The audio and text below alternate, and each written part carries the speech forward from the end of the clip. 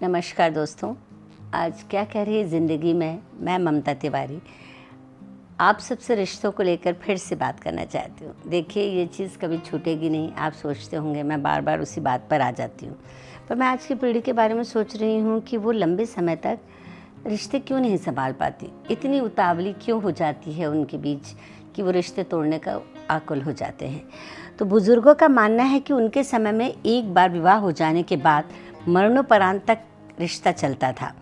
आज की पीढ़ी लंबे समय तक रिश्तों को संभाल क्यों नहीं पाती। बात यहाँ सिर्फ पति पत्नी के रिश्तों की नहीं, ना ही करूँ तो बेहतर होगा। जो रिश्ते में ना बनने की बात करते हैं उनके लिए मेरा जवाब हाजिर है।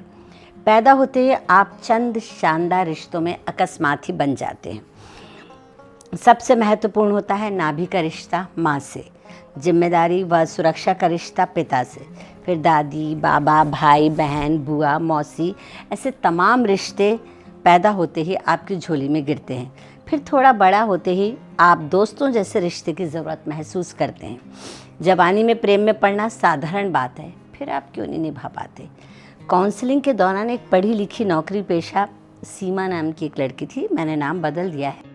उसने कहा कि मेरा पति मेरे काम की अहमियत नहीं समझता, उसे अपना काम ज़्यादा महत्वपूर्ण लगता है।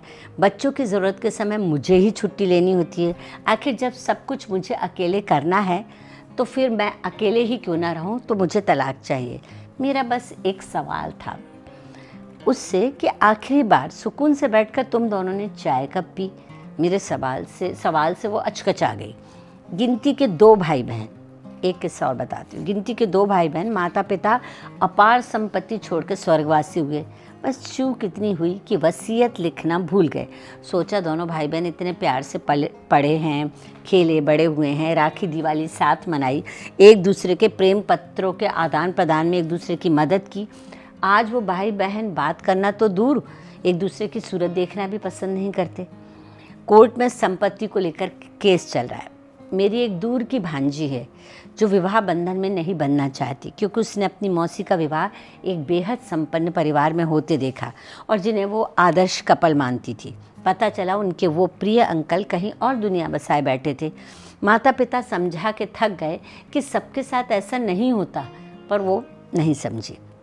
मेरे अपने 2 अच्छे दोस्तों में से एक दूसरे के बिना जो एक दिन नहीं बिताते, आजकल अनबोला चल रहा है। आखिर क्यों खो रहे हैं रिश्ते अपनी गर्मी। हम रिश्तों की अहमियत को नकार भी नहीं सकते। आप अस्पताल में तीमारदारी के लिए अपने प्रियजन के लिए दवाई, नर्स, डॉक्टर, सेवादार तो खरीद सकते हैं, पर क्या घर का कोई सदस्य नहीं बैठता वहाँ? बैठते हैं ना। तो आखिर रिश्तों की ज़रूरत हर क्षण पड़ती है। फिर क्यों टूट जाते हैं, क्यों बिखर जाते हैं, क्यों विश्वास करना छोड़ देते हैं। हम अकेले रह सकते हैं। अगर आपके पास बहुत पैसा होता है तो आजकल लोग गुरूर से भर कर कहते हैं कि हम अकेले रह सकते हैं। मानती हूँ बहुत कुछ खरीदा जा सकता है, पर सब कुछ तो नहीं ना। क्या खोया क्या पाया, जमा किया खाते में धन अपार, 1000 मन अनाज तबाह किया, सेरों खाया ढेरों पचाया, सालों सो भी लिया, लेकर डकार तृप्ति की सोचा कि मैंने जीवन जी लिया। हाय, ये मैंने क्या किया। याद करो कितनी सुबह तुमने चिड़ियों की चहचहाट सुनी, सुनहली धूप में तुमने कब स्नान किया, हसीन रात की मादक गहराइयों में उनके साथ गज़लों का आनंद लिया। कब व्यर्थ के तनावों में उलझकर, चंद कड़वे घूंट निगल कर, बचपन को बिसर कर तुमने सोचा जीवन अमृत पी लिया। हाय, ये तुमने क्या किया। कितनी सुबह फूलों के साथ बागों में सबके साथ घूमा किए, कितनी दोपहर गुनगुनाती धूप में फुर्सत से चाय की प्याली के संग जिए, कितनी शामों हाथों में हाथ डाल सूर्यास्त का मंजर देखा किए, कितनी रातों में तेरी आंखों से मोहब्बत के जाम पिए। अब तक सोच रहे थे कि जीवन हमने साथ जिया। हाय, हमने ये क्या किया। नानी के घर छुट्टियों में हम सब भाई बहनों के साथ धमाल करना, दादी बाबा के साथ खाने की आदतें सीखना, पति पत्नी का सैर पे जाना, बिना उपहार के प्रेमिका से फूल या खत के ज़रिए मिलना, सब गर्माहट पैदा करते थे रिश्तों में। तो कमी कहाँ है।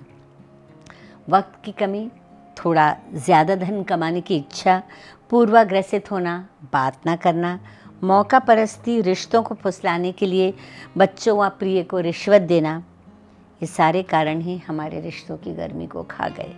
तो उठिए सुबह सवेरे, अपने प्रिय से पूछिए 2 कदम साथ चलने को, पार्क में खेलने को, चाय पीने को, बुज़ुर्गों से भी हाल चाल जानिए। फिर कहती हूँ कि बहुत आसान होता है तोड़ना, जिसका गम सारी ज़िंदगी निगल जाता है। बहुत मुश्किल होता है जोड़ना, जिसका एक क्षण ज़िंदगी को मुस्कुराहट से भर देता है। तो उठिए रोज़ सुबह सवेरे और पूछिए उनसे, और क्या कह रही है ज़िंदगी। शुक्रिया।